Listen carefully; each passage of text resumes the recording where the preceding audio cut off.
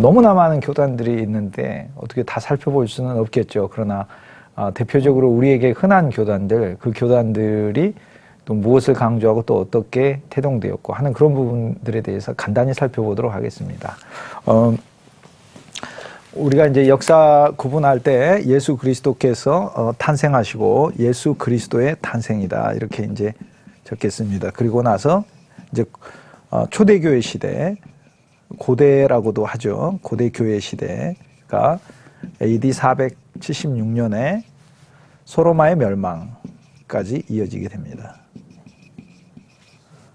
그리고 1517년에 소위 중세 시대가 있게 되는 거죠. 그 1517년까지 중세 시대가 오게 되는데, 이땐 제가 여러 번 말씀드렸듯이 마르틴 루터가 95개조 반박문을 붙임으로 반박문 개시 사건, 면죄부에 반대하는 반박문을 붙이고 그 안에 이 하나님의 용서는 돈 주고 사는 것이 아니라 그리스도 예수의 십자가의 피, 그리고 그 피를 적용하여 주님 안에서 내 옛사람이 죽었음을 믿는 회개의 마음을 통해 산다. 회개의 마음을 통해 용서를 사는 것. 이렇게 반박문 계시 사건. 이것이 바로 이제 소위 종교개혁의 시작이 되는 것이죠. 이때로부터 이제 오늘날의 이제 교회들이 우리가 나오게 됩니다. 이제 마틴 루터의 종교개혁 사건이 먼저 일어났어요. 그 사역의 측면에서 말을 할 때 독일을 중심으로 한 종교개혁의 루터의 시대에서 하나님께서는 이제 제2 본거지로 존 칼빈을 통하여서 종교개혁을 또 이끌고 가고, 그 다음 종교개혁자들 쯔빙글리라든지 루터 시대와 같은 시대 사람입니다. 그 다음 아나베프티스트의 제세례파의 메노 시몬스라든지 이런 인물들을 통해서 또 새로운 교회들을 나오게 했습니다. 종교개혁이 시작되고 나서 오늘날 우리가 개신교회라고 하는 많은 교회가 나왔습니다. 그래서 중세교회 때 이제 계속해서 유지돼서 지금까지 내려오고 있는 게 이제 카톨릭 교회, 소위 천주교회라고 부르게 되는 거죠.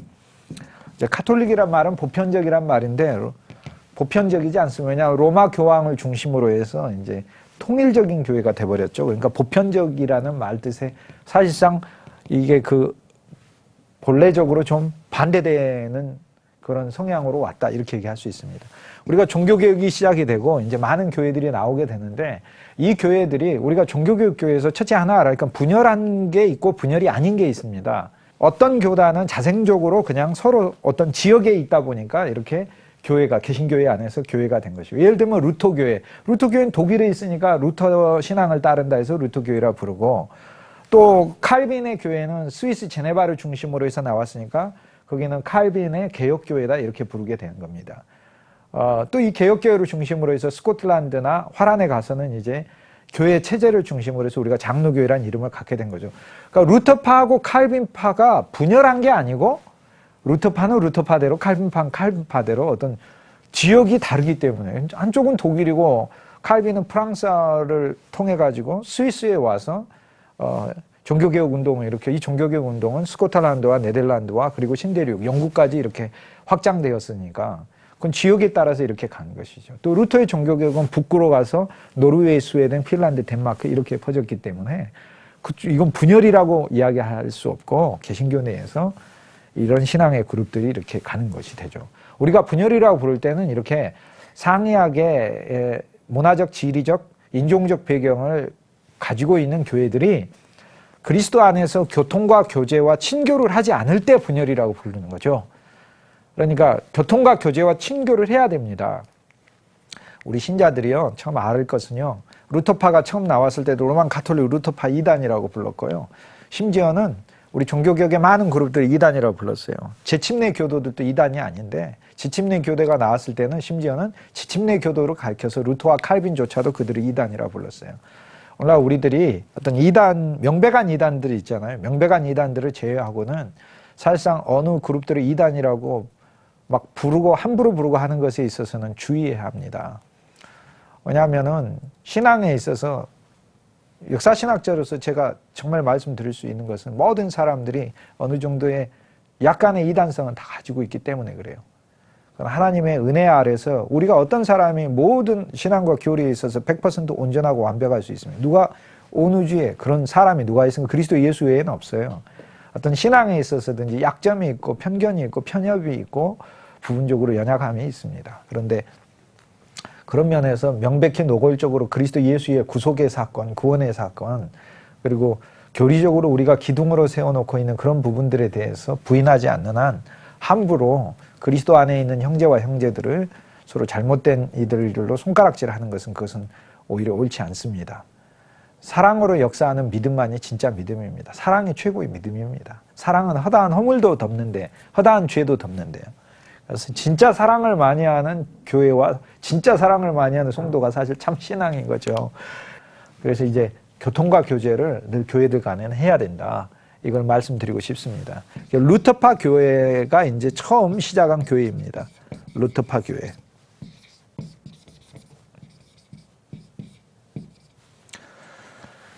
좀 파라는 말을 제가 뺄게요. 루터 교회라고 하죠. 루터 교회. 루터 교회는 루터를 숭배한다는 뜻이 아니고 이제 종교개혁 신앙을 루터를 통해서 이제 퍼뜨렸고 전파되었기 때문에 그 신앙의 이 근본적인 종교개혁의 근본적인 진리 위에서 믿는다. 이제 그런 이야기입니다. 근데 예를 들면 이제 교회 이름에 이제 왜 루터를 넣는? 저도 사실 이제 마틴 루터도 반대했어요. 자기를 루터는 쓰레기 같은 이름과 같은 이름인데 왜 교회 이름에다 사용하냐고 노골적으로 카톨릭 신자들이 주로 그렇게 불렀기 때문에 쓰지 말라고 했어요. 그런데 우리 사실 개신교에서 루터보 교회도 루터 교회라고 스스로 부르는 것도 한번 고려를 해봐야 됩니다. 루터가 절대 원하지 않는 일을 왜 우리가 해야 될 이유는 없지 않습니까? 그런데 뭐 루터 이름을 넣었다고 해서 루터를 숭배하는 교회라고 생각하는 건 진짜 잘못 오해하고 있는 거 전혀 아니에요. 그러면 뭐 마태복음은 마태를 숭배하는 복음입니까? 그럼 뭐 마가복음은 마가를 숭배하는 복음입니까? 예수의 복음이지만 그 사람을 통해 나타났다 그렇게 얘기하듯이 그리스도 예수의 근본적인 진리가 루터를 통해 사람들에게 공급되고 전파되었다. 우리 그렇게 얘기해서 루터 교회는 근본적으로 종교개혁의 기본 원리들을 가르칩니다. 우리는 일면에서 다 루터 교회 신자예요. 루터 교회만 다니는 그 교단만 다니게 루터 교회가 아니고 우리는 다 루터에게 잠재적으로 다 가르침을 받았어요. 오늘날의 많은 개신교의 메시지 중에 핵심적인 부분, 우리가 하나님 앞에 갔을 때 우리 공로로 뭘 주장할 수 있습니까? 그분의 은혜로 우리가 하나님 앞에 받아들여지는 거죠. 그리스도 예수의 십자가의 보혈이 우리의 의의 표징이고 의의 실제 아닙니까? 오직 은혜로, 오직 그리스도로, 그리고 성경으로, 오직 성경으로. 이런 표제들이 바로 루터 교회의 표제들. 그러므로 우리는 어떤 영적인 면에서 루터파 교회 신자다 이렇게 얘기할 수 있어요. 루터 교회는 이제 1521년 이후로부터 루터파 교회가 이렇게 시작이 됐다. 이렇게 17년에는 반방문 계시하고 몇 년 이후에 교회 개혁이 본격화되기 때문에 그렇습니다. 그 다음에 이제 나온 교회들은 이 칼빈의 소위 장로교회가 이제 나오게 됩니다. 칼빈의 장로교회. 칼빈의 장로교회인데요. 제가 여기 분명히 말씀드릴게요. 이 장로교회는 장로가 주인되는 교회가 아니고 엄밀히 이야기하면 이게 프레스비테리라는 장로가 아니고요. 정확히 이야기하자면 장로회 교회입니다. 장로회. 그러니까 칼빈은 교회가 영적으로 성숙한 지도자들에 의해서 유지되는 그 모임을 장로회라고 불렀어요. 프레스비테리. 장로회라고 부르고 장로회에 의해서 교회가 하나님의 원하시는 공동체로 그리스도의 몸으로 세워져 간다. 그거를 이야기를 했어요. 이 이전에는 교황과 추기경과 사제들이 바로 교회를 주축으로 구성한다 이렇게 했는데 칼빈은 그게 아니라 모든 신자가 그리스도의 교회를 구성하되 교회를 운영하는 행정적인 방식에 있어서는 장로회가 운영한다입니다. 그러므로 프레스비테리안 처치는 프레스비터 처치가 아니고 프레스비테리안 처치, 영어로 하면 그렇게 되니까 장로교회가 아니고 장로회 교회가 이게 맞는 말이에요. 장로회예요. 그러므로 이건 한 개인을 가리키는 게 아닙니다.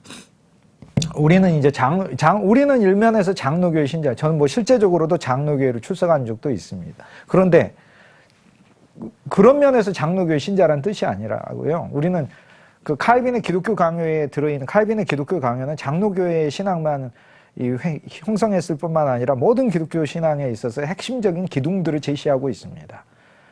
그 칼빈의 기독교 강요는 기독교 이 2000년 역사에 있어서 가장 손꼽히는 수작이요 걸작에 해당할 정도의 책입니다. 엄청나게 뭐 많은 분량뿐 아니라 그 분량에 들어있는 영적 퀄리티는 말로 할 수가 없어요. 그 이제 금연에 있어서 오늘날 우리가 믿고 있는 신앙의 많은 기둥들이 또한 칼빈을 통해서 정리되고 정화되었습니다. 그리고 그뿐 아니라 우리는 장로교회가 지향하고 있는 이 이름 속에서 들어있는 실제 의도는 무엇이냐면, 장로는 신앙의 영적 아버지여 성숙을 말하는 거예요. 그러니까 인간적인 측면에서 세상적으로 힘있고 출세한 사람들이 교회를 이끌어야 된다, 그 뜻이 아니고, 그게 중세 카톨릭이었어요. 그건 세상적으로 부와 명예와 권력 쥐고 있는 귀족들이 교회를 움직이는 것은 그건 중세 카톨릭이고, 종교개혁의 교회는 영적으로 성숙한 자들이, 영적인 장로들이 회를 이루어서 교회를 책임지고 그리스도 안에서 자기들이 먼저 십자가의 죽음을 몸에 짊어진 자들로서, 그리스도 안에서 자기가 처리된 자들로서 하나님의 교회를 섬기고 하나님의 교회를 위해 자기 자신은 그리스도 안에서 녹아져 없어지는 그런 신앙의 지도자들이 하나님 앞에 헌신하는 교회, 그런 교회들이어야 한다는 의미가 들어있어요. 그러니까 이것은 단순히 직제로만 생각하시면 안 됩니다. 우리는 장로교회 안에서 실은 진짜 일면에 있어서 모든 성도는 영적인 장로가 돼야 됩니다. 영적으로 성숙한 자가 돼야 되는 거죠. 민수기는 백성의 수를 세는데 모든 백성의 수를 세는 건 출애굽기지만 민수기에서는 1장과 4장에 20살 이상 병사로 싸울 자, 30살 이상 여호와의 회막에 봉사할 자, 육신의 나이가 아니고 영적인 나이예요. 저는요, 저희 아버님도 교회 장로님이셨다가 소천하셨는데 그런 생각이 있어요. 오늘날의 교회에 장로님들 뿐만 아니라 일반 성도들도 진짜 영적으로 그리스도 안에서 성숙해서, 이 성숙한 사람들이 바로 교회에 핵심적으로 그리스도 안에서 희생과 헌신의 모범을 보이라는 의미예요. 장로교회라는 이름이. 그러니까 참 그런 의미에서 참 좋은 일. 이런 이름이 오늘날 우리 교회에 그대로 유지되고 있어져야 될 필요가 있습니다. 그래서 이 교회들은 1500년대에 나오게 됩니다. 오직 복음, 오직 믿음, CTS.